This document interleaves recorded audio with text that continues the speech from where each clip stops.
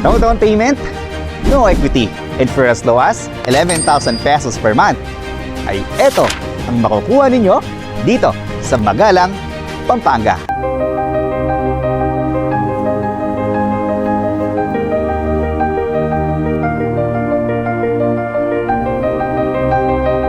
And welcome to Pagsibol Village, Magalang, Pampanga.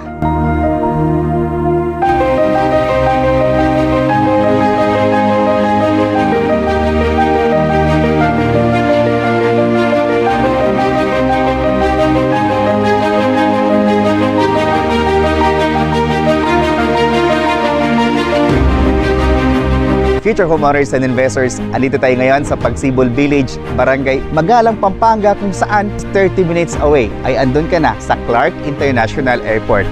Malapit na dito sa palengke, simbahan at eskwelahan. At isa pa sa pinakamagandang features ng project na ito ay kitang-kita mo yung Mount Arayat.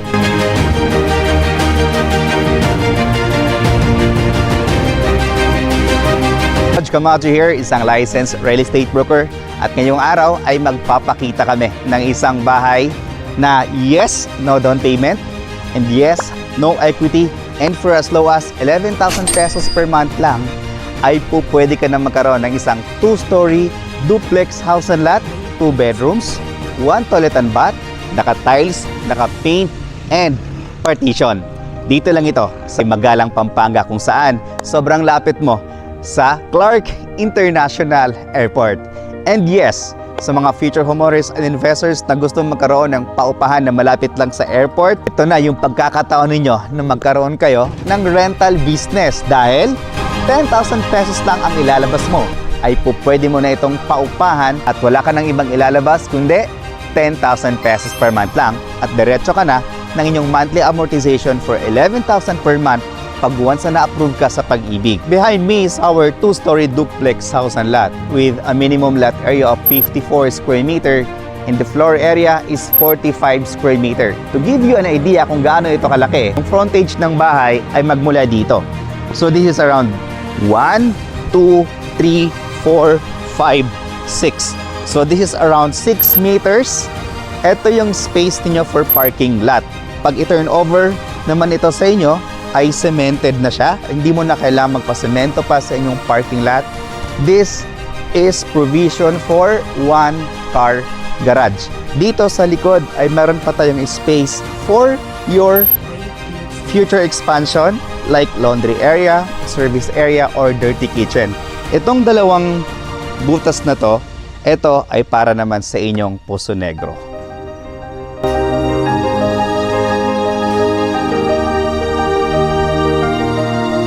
Malamang winuworry ninyo yung kulay ng bahay natin.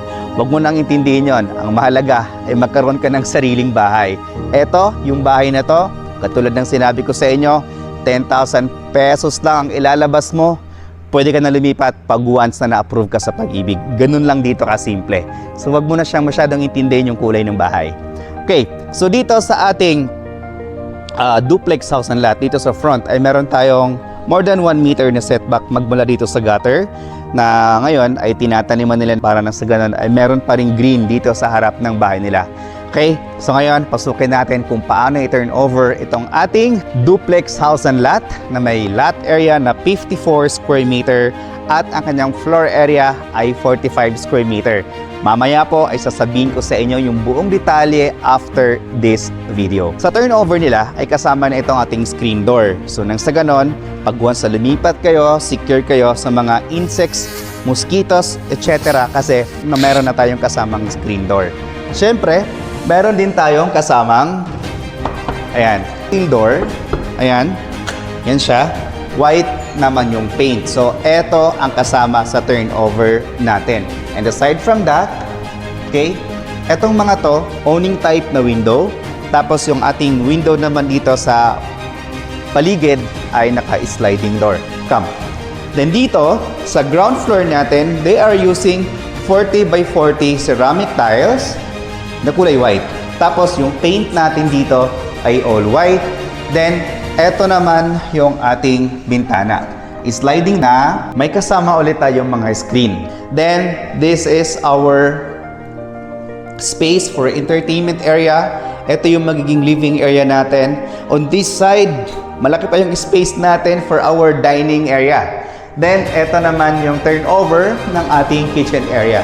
So dito, wala nga lang tayong ventilation kung dito tayo mag-kitchen. Otherwise, meron naman tayong space dito sa gilid. Pwede mong i-move yung inyong kitchen area dito sa side na to para magkaroon ng ventilation yung inyong kitchen area. Kasi normally naman talaga, dapat yung kitchen area natin ay meron tayong ventilation. So, pwede mong ilagay dito yung inyong kitchen area, parang naka L-type na kitchen. Tapos, dito yung pinaka door niya, diretso na dito sa inyong parking lot. Tapos, buksan mo na lang dito para ihatid mo na lang dito yung pagkain sa kanila. Or otherwise, kung ayaw mo talaga, wala namang problema. Okay? Meron naman tayong Grab. Alright. So dito, nasa mga, para magkaroon lang kayo ng idea, no? 1, 2, 3. So nasa mga 3 meters yung buka ng ating sala. Yan siya. Meron tayong 1, 2, 3, 4. 4 na bintana at 2 naman yung pintuan natin. So pag i-turn over ito, meron na tayong tiles, meron na tayong kisame na painted. Tapos, eto naman yung turnover ng ating toilet and bath. So, dito, upgraded po lahat, no? So, dito, yung tiles natin ay dito sa may shower area. Before, wala siyang tiles.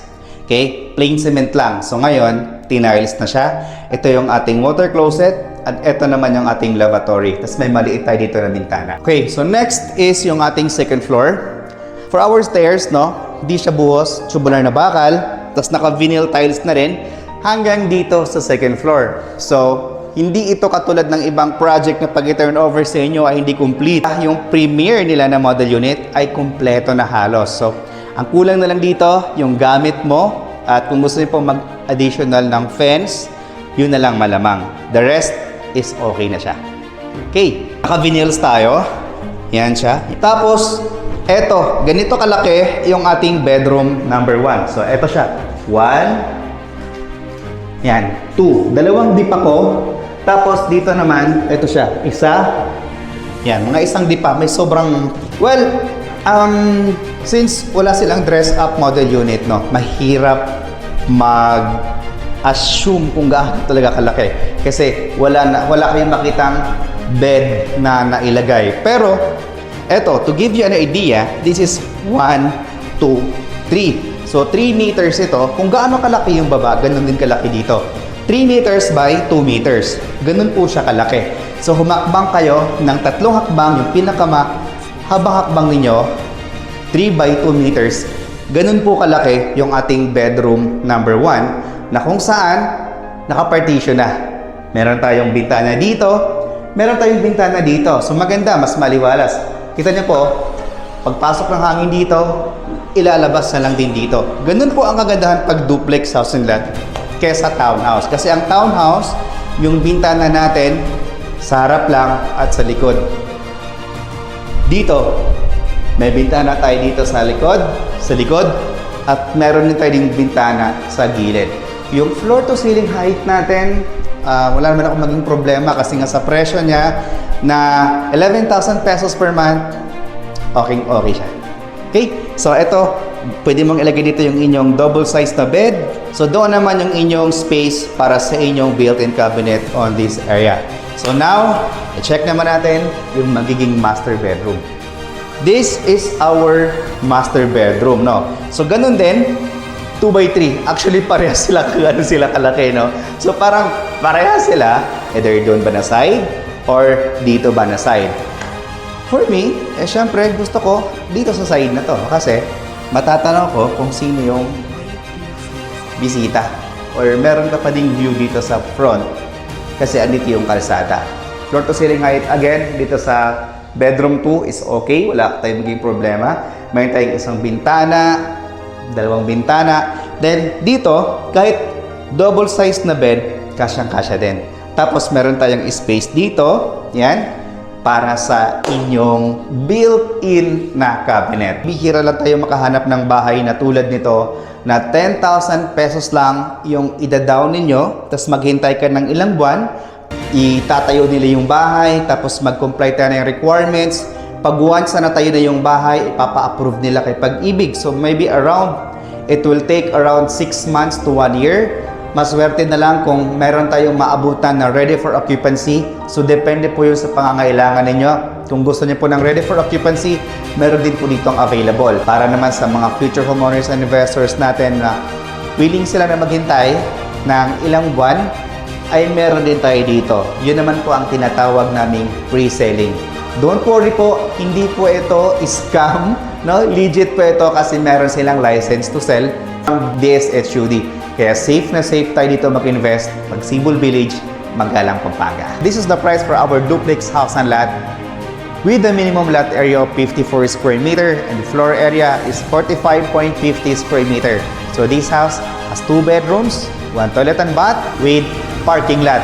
Complete ang ating turnover, naka-tiles yung baba, meron tayong paint, meron tayong ceiling, naka-vinyl tiles naman yung ating taas, may ceiling at may partition. So painted na din yung buong bahay. So yung price natin ay 1,750,000 pesos. Again, wala tayong down payment, wala tayong equity. Ang ilalabas mo lang dito ay 10,000 pesos reservation fee. Dapat kumpleto ang ating mga requirements. At ito naman yung list ng requirements na ipo-provide natin. At yung magiging monthly amortization natin for 30 years through Pag-ibig Financing ay 11,000 pesos for 30 years. Din yung ating required income para maka-avail dito ay 33,000 pesos pataas. For more details about this project, trippings, and reservation, please dial this number na ipa-flash namin sa screen. Thank you so much for watching.